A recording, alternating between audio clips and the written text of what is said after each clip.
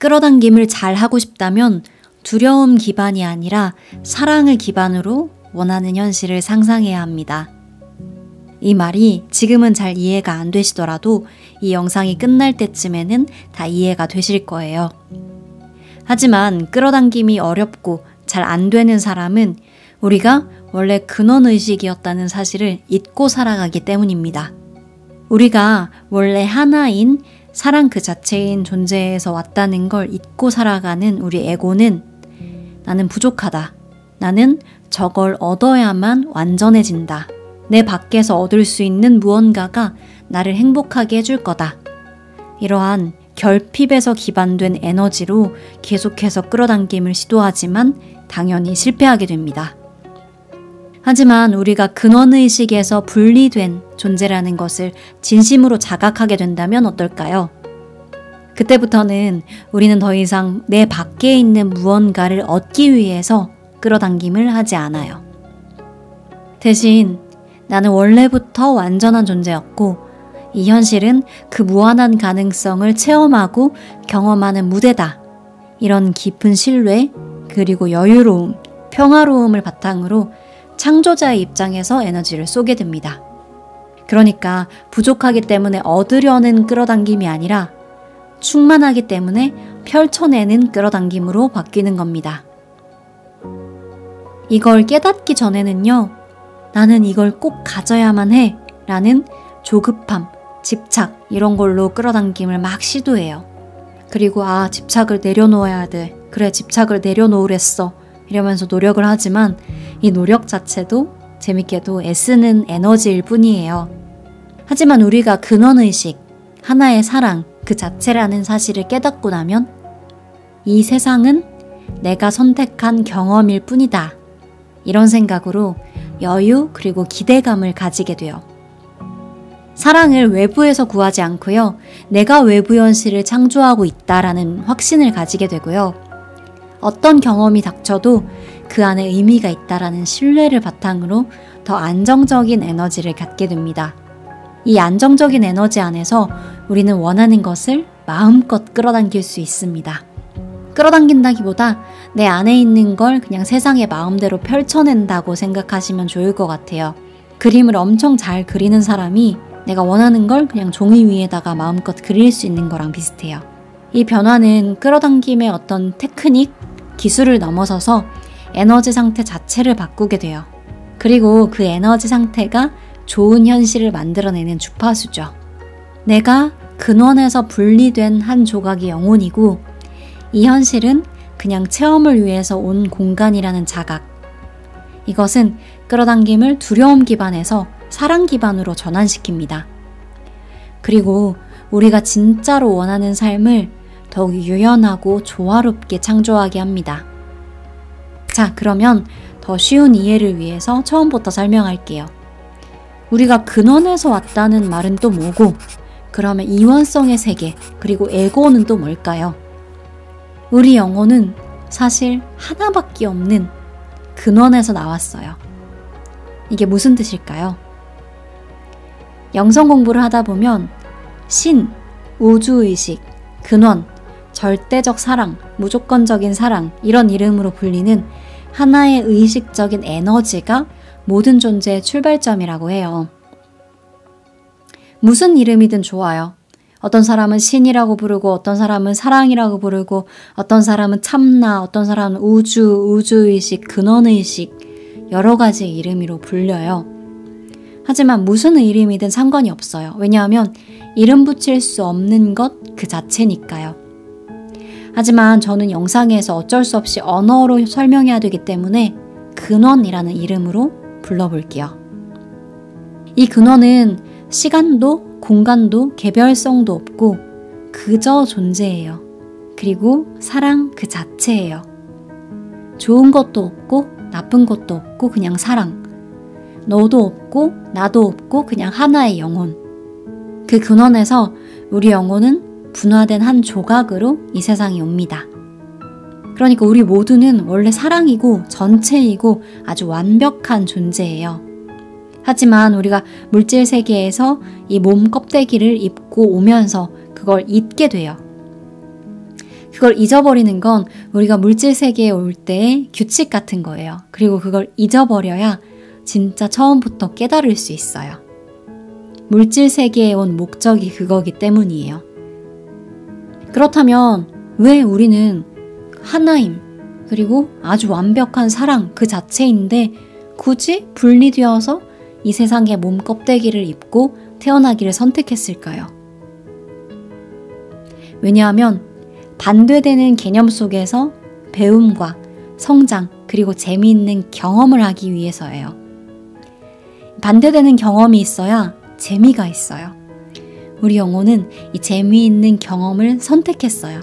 그리고 이 경험을 통해서 성장하기를 선택했죠.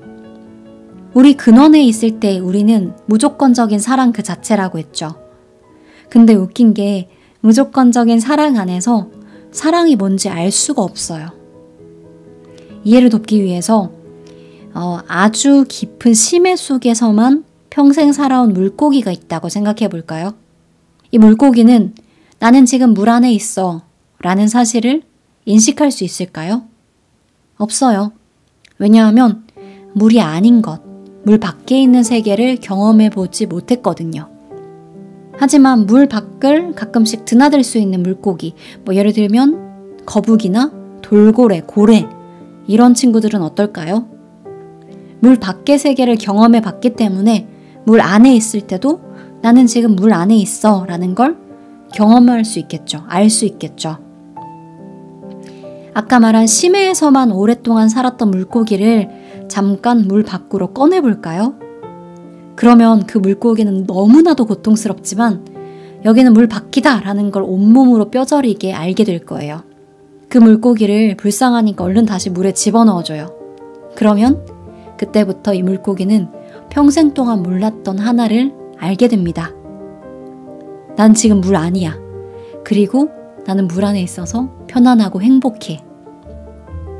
무조건적인 사랑, 모든 영혼이 하나였던 근원에서 우리는 우리 자체가 사랑이고 모든 게 다 사랑이었음에도 불구하고 사랑이 뭔지 체험할 수 없었어요.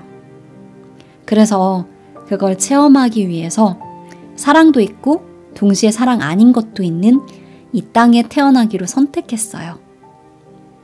그래서 영혼이 이 땅에 태어나면 아주 어린 순간부터 이런 감정을 경험하게 돼요. 나는 혼자야. 나는 다른 사람과 달라. 나는 엄마라는 존재, 타인이라는 존재에게서 사랑을 받아야 돼. 나는 뭔가 부족해. 나 혼자로는 부족해. 하지만 이건 거짓된 감정, 즉 에고가 만들어낸 감정이에요. 왜냐하면 실제로는 우리는 분리된 적이 없고 분리된 것처럼 보이는 세상에 왔기 때문이죠. 하지만 이 거짓된 인식 속에서 우리는 사랑을 찾아내고 나를 찾아내고 마침내 결국에는 진짜 근원을 기억하고 내가 진짜 사랑 그 자체구나. 그리고 나는 사랑 아닌 것을 경험해봤기 때문에 내가 지금 진짜 사랑임을 더 잘 알게 됩니다. 그러면 에고는 뭘까요? 에고는 종종 자아 아니면 내가 나라고 여기는 정체성으로 정의가 됩니다.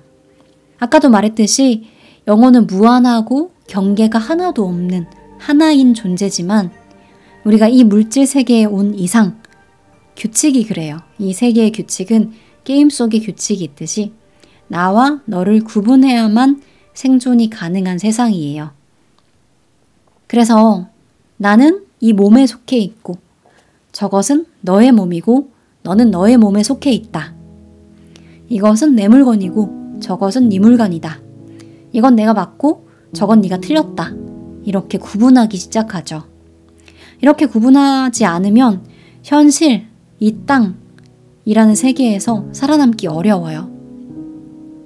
그래서 에고는 이분법을 통해서 나라는 이 환상적인 자아의 경계를 딱 만들었어요. 그리고 이 나는 항상 외부와 분리되어 있다는 감각을 기본 전제로 삼아요. 그래서 세상에는 나와 나 아닌 것이 존재하게 됩니다. 이렇게 분리하면서 뭐가 생겼냐면요. 원래 우리는 사랑 그 자체였잖아요. 그런데 나와 나 아닌 것으로 쪼개지면서 나는 불완전하다. 나는 부족하다. 나는 외부의 인정, 사랑, 성취로 채워져야만 완벽하다. 삶을 그냥 내버려 두면 나는 불완전하고 내가 모든 것을 의식적으로 컨트롤해야만 안전하다. 이런 생각을 하게 돼요. 이게 에고의 전형적인 사고방식이에요. 하지만 에고는 나쁜 게 절대 아니에요. 많은 영성에서는 에고를 이겨야 될 것, 버려야 될 것이라고 말하지만, 그리고 심지어 Ego is the enemy라는 책도 있어요. 에고는 적이다 라는 제목의 책도 있어요. 하지만 에고는 절대 나쁜 게 아니에요. 에고는 우리의 원래 영혼이, 본질 영혼이 깨닫기 위해서 일부러 선택한 모델일 뿐이에요.